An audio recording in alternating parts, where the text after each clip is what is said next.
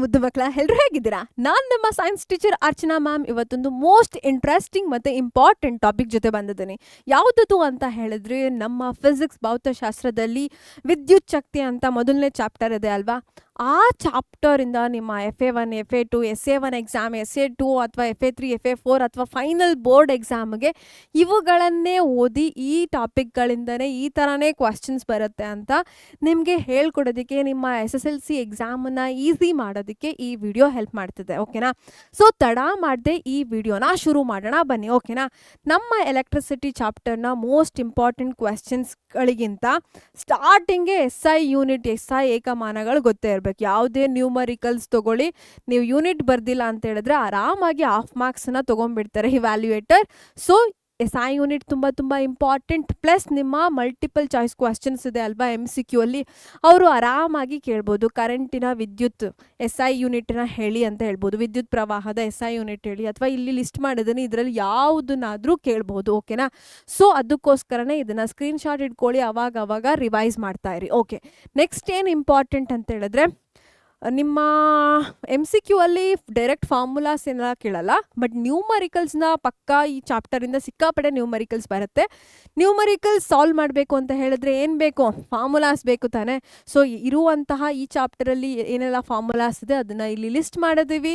So ನೋಟ್ಸಲ್ಲಿ ಬರ್ಕೊಳ್ಳಿ, daily practice ಮಾಡ್ತಾ ಇರಿ. ಇಲ್ಲ ಅಂತ ಹೇಳಿದ್ರೆ ಎಕ್ಸಾಮ್ ಟೈಮಲ್ಲಿ ನೀವೇ ಹೊಸದಾಗಿ ಒಂದು ನ್ಯೂ ಫಾರ್ಮುಲಾಸನ್ನು ಕಂಡುಹಿಡಿಬೇಡಿ. ಓಕೆನಾ? ಇರೋದನ್ನು ಬಳಸೋದು ಹೇಗೆ ಅಂತ ಡೈಲಿ ಪ್ರಾಕ್ಟೀಸ್ ಮಾಡಿ ಕಲಿಬೇಕು. ಓಕೆ, ನೆಕ್ಸ್ಟ್ ಬಂದುಬಿಟ್ಟು, ನಮ್ಮ ಚಾಪ್ಟರ್ ಶುರುವಾಗ್ತಿದ್ದಂತಲೇ ಕೇಳೋದೇನು, ನಮ್ಮ ಕರೆಂಟ್ ಮತ್ತು ಪೊಟೆನ್ಷಿಯಲ್ ಡಿಫ್ರೆನ್ಸ್ ಇದೆಯಲ್ವಾ? ಸೊ ಇದ್ರದ್ದು ಡೆಫಿನೇಷನನ್ನು ಕೇಳ್ಬೋದು. ಹೇಗೆ 1 ಮಾರ್ಕ್ಗೆ ಇದ್ರ ಡೆಫಿನೇಷನನ್ನು ಕೇಳ್ತಾರೆ. ಓಕೆನಾ?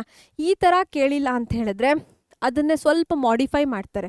ಕರೆಂಟ್ದು SI ಯೂನಿಟ್ ಆಂಪಿಯರ್ ಅಂತ ಕರಿತೀವಲ್ವಾ? ವೋಲ್ಟೇಜ್ ಅಥವಾ ಪೊಟೆನ್ಷಿಯಲ್ ಡಿಫ್ರೆನ್ಸ್, ವಿದ್ಯುತ್ ವಿಭವ ಅಂತಾರದ್ದು ಹೇಗೆ ಹೇಳ್ತೀವಿ? ವೋಲ್ಟೇಜ್ ವೋಲ್ಟ್ ಅಂತ ಹೇಳ್ತೀವಲ್ವಾ?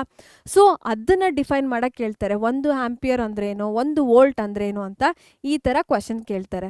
ಸೊ ಇವಾಗ ಈಗ ಒಂದು 2 ವರ್ಷದಿಂದ ಈ ಥರ ಪ್ರಾಕ್ಟೀಸ್ ಮಾಡೋದನ್ನು ಕಲ್ತಿದ್ದಾರೆ. ಓಕೆನಾ? ಮುಂಚೆ ಎಲ್ಲ ಈ ಥರ ಡಿರೆಕ್ಟ್ ಕ್ವಶನ್ ಕೇಳ್ತಾ ಇದ್ರು, ಇವಾಗ ಸ್ವಲ್ಪ ಅಪ್ಡೇಟ್ ಆಗಿಬಿಟ್ಟು ಈ ಥರ ಕ್ವಶನ್ಸನ್ನು ಕೇಳ್ತಾ ಇದ್ದಾರೆ. ಓಕೆ, ಅವಾಗಲೇ ಹೇಳಿದಾಗೆ SI ಯೂನಿಟ್ ಯಾವುದು ಬೇಕಾದರೂ ಕೇಳ್ಬೋದು ಲಿಸ್ಟ್ ಮಾಡಿರೋದ್ರಲ್ಲಿ. ಸೊ SI ಯೂನಿಟ್ ಬಗ್ಗೆ ಕಾನ್ಸಂಟ್ರೇಟ್ ಮಾಡಿ. ಅದಾದಮೇಲೆ ಕೇಳ್ತಾರೆ ಕರೆಂಟು ಅಥವಾ ಪೊಟೆನ್ಷಿಯಲ್ ಡಿಫ್ರೆನ್ಸ್, ವಿದ್ಯುತ್ ವಿಭವಾಂತರ ಅಥವಾ ವಿದ್ಯುತ್ ಪ್ರವಾಹವನ್ನು ಅಳಿಯಲು ಬಳಸುವಂಥ ಡಿವೈಸ್ ಯಾವುದು ಅಥವಾ ಸಾಧನ ಯಾವುದು ಅಂತ ಕೇಳ್ತಾರೆ. ಅದನ್ನು ನೆನ್ಪಿಟ್ಕೊಳ್ಬೇಕು. ನೆಕ್ಸ್ಟ್ ಬಂದುಬಿಟ್ಟು ನಮ್ಮದು ಫಾರ್ಮುಲಾ ಇದಾವಲ್ವಾ, ಯಾವುದು ಚಾರ್ಜ್ದು ಕಂಡುಹಿಡಿಯೋದಕ್ಕೆ, ಆವೇಶಗಳನ್ನು ಕಂಡುಹಿಡಿಯೋದಕ್ಕೆ, ಈ ಥರ ಎಲ್ಲ ಫಾರ್ಮುಲಾ ಇದೆಯಲ್ವಾ? ಈ ಫಾರ್ಮುಲಾ ಮೇಲೆ ನಿಮಗೆ ಏನು ಮಾಡ್ಬೋದು? ನ್ಯೂಮರಿಕಲ್ಸ್ನ 2 ಮಾರ್ಕ್ಸಿಗೆ ಕೇಳ್ಬೋದು. ಆಮೇಲೆ ಕೆಲಸ ಮಾಡಿದ ಅಥವಾ ವರ್ಕ್ ತಂದು ಒಂದಿದೆ ಅಲ್ವಾ, ಫೇಮಸ್ ಈಕ್ವೇಷನ್ W = VQ ಅಂತ. SI unit compulsory numerical solve ಮಾಡುವಾಗ ಈ ಕ್ವೆಶನ್ಸ್ ಬರ್ಬೋದು. ಓಕೆ, ಇದು ನೆಕ್ಸ್ಟ್ ಕಾನ್ಸೆಪ್ಟಿಗೆ ಹೋಗೋಣ. ಓಮ್ಸ್ ಲಾ, ಇದು ಬೋರ್ಡಿನ ಸಿಕ್ಕಾಪಡೆ ಫೇವ್ರೆಟ್ ಕ್ವೆಶ್ಚನ್ನು. ಡೆಫಿನೇಷನ್ 2 ಮಾರ್ಕ್ಸಿಗೆ ಕೇಳ್ತಾರೆ. ಅದನ್ನು ಬಿಟ್ಬಿಟ್ರೆ ನ್ಯೂಮರಿಕಲ್ಸ್ ಕೇಳ್ತಾರೆ. ಓಕೆನಾ? ಒಂದು ಡೆಫಿನೇಷನ್ ಬರುತ್ತೆ, ಇಲ್ಲ ಅಂದರೆ ನ್ಯೂಮರಿಕಲ್ಸ್ ಬರುತ್ತೆ. ಫಾರ್ಮುಲಾ ನೆನಪಿರಲಿ. ಓಕೆನಾ? ಇಲ್ಲ ಅಂತ ಹೇಳಿದ್ರೆ V ಮತ್ತು ಹೈಗಿರುವಂತಹ ರಿಲೇಷನ್, ಸಂಬಂಧವನ್ನು ಕೇಳ್ತಾರೆ.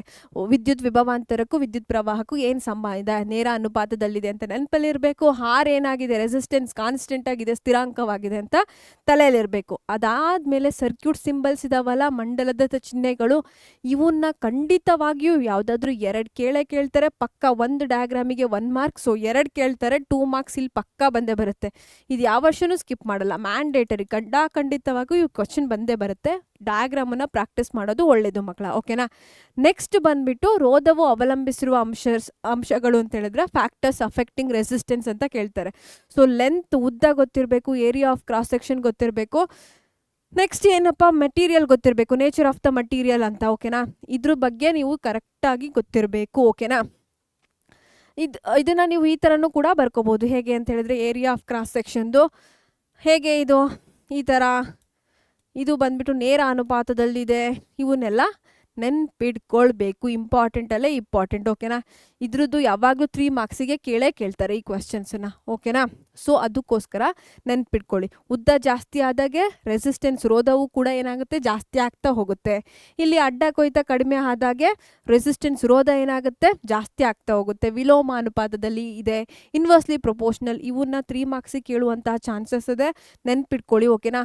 ಅದಾದಮೇಲೆ ಇಲ್ಲಿ ಇನ್ನೂ ಒಂದು ಬರ್ಬೋದು, ನಮ್ಮದು ಫೇಮಸ್ ಒಂದು ಈಕ್ವೇಷನ್ ಇದೆ ಇದೆಯಲ್ಲ ರೋ ಎಲ್ ಬೈ ಎ ಅಂತ ಒಂದು ಫಾರ್ಮುಲಾ ಇದೆಯಲ್ಲ, ಇದ್ರ ಮೇಲೆ ನ್ಯೂಮರಿಕಲ್ಸ್ನ ಕೇಳ್ಬೋದು. 4 ಮಾರ್ಕ್ಸಿಗೆ ಬರುತ್ತೆ. ಸೊ ನ್ಯೂಮರಿಕಲ್ಸ್ ಕೂಡ ಇಂಪಾರ್ಟೆಂಟ್, ಓಕೆನಾ, ಫೋಕಸ್ ಮಾಡಿ.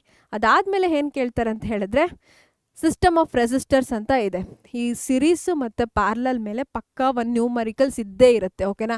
ನಿಮಗೆ ರೆಸಿಸ್ಟರ್ಸ್ ಮೇಲೆ ಇದ್ರ ಮೇಲೆ ನಿಮಗೆ ಅಷ್ಟು ಏನೋ ಗ್ಯಾರಂಟಿಯಾಗಿ 100% ಈ ಈಕ್ವೇಷನ್ ಮೇಲೆ ಕೇಳ್ತಾರೆ ನ್ಯೂಮರಿಕಲ್ಸ್ ಅಂತ ಹೇಳೋಕ್ಕಾಗಲ್ಲ. ಸಮ್ಟೈಮ್ಸ್ ಕೇಳ್ತಾರೆ, ಇಲ್ಲಾಂದರೆ ಬಿಟ್ಬಿಡ್ತಾರೆ, ಓಕೆನಾ. ಆದರೆ ಇದ್ರ ಮೇಲೆ ಕಂಪಲ್ಸರಿ ಒಂದು ಕ್ವೆಶ್ಚನ್ ಅಂತೂ ಇದ್ದೇ ಇರುತ್ತೆ, ಓಕೆನಾ. ಸಿರೀಸ್ ಅಂದಿದ ತಕ್ಷಣ ತಲೆಗೆ ಬರಬೇಕು, ಓಕೆನಾ, R1 + R2. ಯಾಕಂತಂದರೆ ರೆಸಿಸ್ಟರ್ಸ್ ರೋಧಕಗಳನ್ನು ಪಕ್ಕ ಏನೋ ಜೋಡಿಸಿರ್ತೀವಲ್ವಾ, ಇದಕ್ಕೂ ಕೂಡ ಫಾರ್ಮುಲಾನ ಪಕ್ಕನೇ ಬರಿತಾ ಹೋಗಬೇಕು. ಅದಾದಮೇಲೆ ಪ್ಯಾರಲಲ್ ಅಂದಿದ ತಕ್ಷಣ ತಲೆಗೆ ಬರಬೇಕು, ಒಂದ್ರ ಕೆಳಗಡೆ ಒಂದು ಜೋಡಿಸ್ತೀವಲ್ವಾ. ಸೊ ಒಂದ್ರ ಕೆಳಗಡೆ R1 R2 ಎಷ್ಟು ರೆಸಿಸ್ಟರ್ಸ್ ಕೊಟ್ಟಿರ್ತಾರೆ ಅಷ್ಟನ್ನ ಬರ್ಕೋಬೇಕು, ಓಕೆನಾ. ನಾನಿಲ್ಲಿ ಜಸ್ಟ್ ಡಾಟ್ ಹಾಕೊಂಡು ಹೋಗ್ತಿದ್ದೀನಿ, ಯಾಕಂದರೆ ಸುಮಾರು ರೆಸಿಸ್ಟರ್ಸ್ ಇದೆ ಅಂತ. ನಿಮಗೆ 5 ಕೊಟ್ಟಿದ್ರೆ 5ಗೆ ಸ್ಟಾಪ್ ಮಾಡಿ, 3 ಕೊಟ್ಟಿದ್ರೆ 3ಗೆ ಸ್ಟಾಪ್ ಮಾಡಿ. ಇದ್ರ ಮೇಲೆ ನ್ಯೂಮರಿಕಲ್ಸ್ ಪಕ್ಕಾ ಬರುತ್ತೆ. ಇದು ಪಕ್ಕಾ ಅಂದರೆ ಪಕ್ಕಾ ಬರುತ್ತೆ, ಮ್ಯಾಂಡೇಟರಿ. ಸೊ ಇದ್ರ ಬಗ್ಗೆ ಫೋಕಸ್ ಮಾಡಿ. ನೆಕ್ಸ್ಟ್ ಏನು ಅಂತ ಹೇಳಿದ್ರೆ ಜೌಲ್ಸ್ ಲಾ ಆಫ್ ಈಟಿಂಗ್ ಇದೆ, ಜೌಲನ ಉಷ್ಣೋತ್ಪಾದನಾ ನಿಯಮದಲ್ಲಿ. ಇದರಲ್ಲಿ ಒಂದು H=I²RT ಅಂತ ಒಂದು ಫಾರ್ಮುಲಾ ಇದೆಯಲ್ವಾ, ಇದ್ರ ಮೇಲೆ ನ್ಯೂಮರಿಕಲ್ಸ್ ಬರುವಂತಹ ಸಾಧ್ಯತೆ ಇದೆ, ಓಕೆನಾ. ಇದ್ರ ಮೇಲೆ ನ್ಯೂಮರಿಕಲ್ಸ್ ಬರುತ್ತೆ. ಅದಾದಮೇಲೆ ಈ H/Iಗೆ ಯಾವ ಥರ ರಿಲೇಷನಲ್ಲಿದೆ, ಆರಿಗೆ ಯಾವ ಥರ ರಿಲೇಷನಲ್ಲಿದೆ, ಟಿಗೆ ಯಾವ ಥರ ಸಂಬಂಧವನ್ನು ಹೊಂದಿದೆ ಅಂತ ಹೇಳಬೇಕು, ಓಕೆನಾ. ಇವು ಎಲ್ಲದಕ್ಕೂ ನೇರ ಅನುಪಾತದಲ್ಲಿದೆ, ಡಿರೆಕ್ಟ್ಲಿ ಪ್ರೊಪೋರ್ಷನಲ್. ಆ ರಿಲೇಷನನ್ನು ಕೇಳಬಹುದು. ಅದಾದಮೇಲೆ ನ್ಯೂಮರಿಕಲ್ಸ್ ಅಂತ ಹೇಳಿದೆ ಅಲ್ವಾ, ನ್ಯೂಮರಿಕಲ್ಸ್ ಬರುತ್ತೆ. ಪ್ರಾಕ್ಟಿಕಲ್ ಅಪ್ಲಿಕೇಶನ್, ಪ್ರಾಯೋಗಿಕ ಅನ್ವಯಗಳು ಅಂತ ಬರುತ್ತೆ. ನಿಮ್ಮ ಟೋಸ್ಟರ್ ಅಥವಾ ಗೀಸರ್ ಅಥವಾ ಐರನ್ದು ಇದೆಲ್ಲ ಯಾವ ಥರ ವರ್ಕ್ ಆಗುತ್ತೆ, ಯಾವ ಪ್ರಿನ್ಸಿಪಲ್ ಮೇಲೆ ಅಂತ ಹೇಳಿದ್ರೆ ಎಲ್ಲ ಇದ್ರ ಮೇಲೇ, ಓಕೆ. ನ್ಯೂಮರಿಕಲ್ಸ್ ಬರುತ್ತೆ. ನ್ಯೂಮರಿಕಲ್ಸ್ ಕೇಳಿಲ್ಲ ಅಂತ ಹೇಳಿದ್ರೆ ಪಕ್ಕಾ ಪ್ರಾಕ್ಟಿಕಲ್ ಅಪ್ಲಿಕೇಶನ್ ಕೇಳ್ತಾರೆ. ಪ್ರಾಕ್ಟಿಕಲ್ ಅಪ್ಲಿಕೇಶನ್ಸ್ ಕೇಳಿಲ್ಲ ಅಂತ ಹೇಳಿದ್ರೆ ಇದು ಜಸ್ಟ್ ಏನು ನಿಮಗೆ 2 ಮಾರ್ಕ್ಸಿಗೆ Hದು ಅಂದ್ರೇನು, I² ಅಂದರೆ ಏನು, R ಅಂದರೆ ಏನು, T ಅಂದರೆ ಏನು ಅಂತ ಕೇಳ್ತಾರೆ. ನೀವು ಇದನ್ನ ಏನು ಅಂತ ಬರಿಬೇಕು. H ಅಂದರೆ ಹೀಟ್, I ಅಂದರೆ ಕರೆಂಟ್, R ಅಂತ ಹೇಳಿದ್ರೆ ರೆಸಿಸ್ಟೆನ್ಸು, T ಅಂತ ಹೇಳಿದ್ರೆ ಟೈಮ್. ಇದನ್ನು ಬರಿಬೇಕು, ಓಕೆನಾ. ಇಲ್ಲಿ I² ಇದೆ, ನೆನಪಿರಲಿ, ವರ್ಗ ಇದು, ಓಕೆನಾ, ಜಸ್ಟ್ I ಅಲ್ಲ. ಸೊ ಈ ಥರ ಕ್ವೆಶನ್ಸನ್ನು ಕೇಳ್ತಾರೆ.